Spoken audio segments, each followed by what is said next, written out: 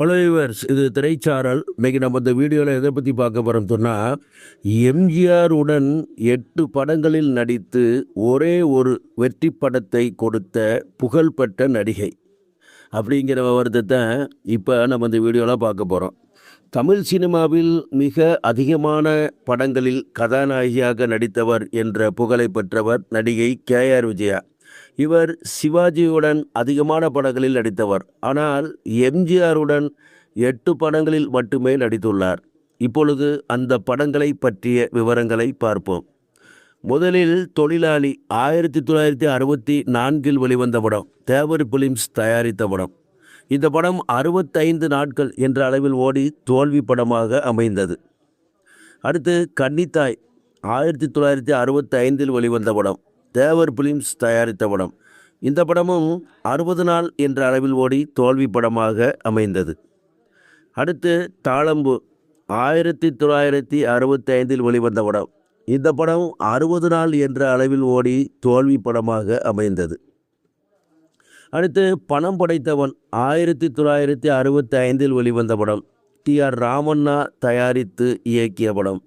இந்த படம் 75 நாட்கள் வரை ஓடி ஓரளவு நன்றாக ஓடினாலும் 100 நாள் ஓடாமல் தோல்வி படமாக அமைந்தது.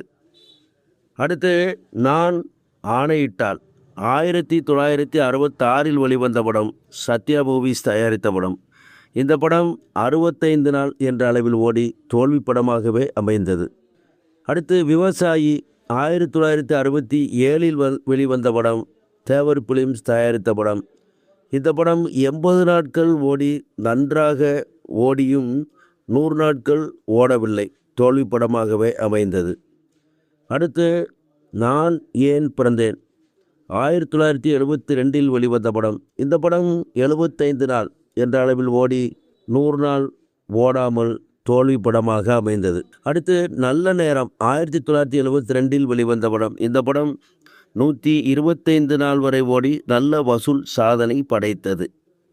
எம்ஜிஆரும் கேஆர் விஜயாவும் 8 படங்களில் நடித்து ஒரே ஒரு 100 நாள் படம் மட்டுமே கொடுத்துள்ளார்கள் என்பது குறிப்பிடத்தக்கது. அந்த காலத்தில் ஒரு படம் 100 நாள் ஓடவில்லை என்றால் அந்த படம் தோல்வி பட பட்டியலில்தான் சேர்ப்பார்கள். சரிவர்ஸ், இந்த கண்டனத்துடன் முடிகிறது. அடுத்து ஒரு நல்ல கண்டனை சந்திக்கிறேன். நன்றி.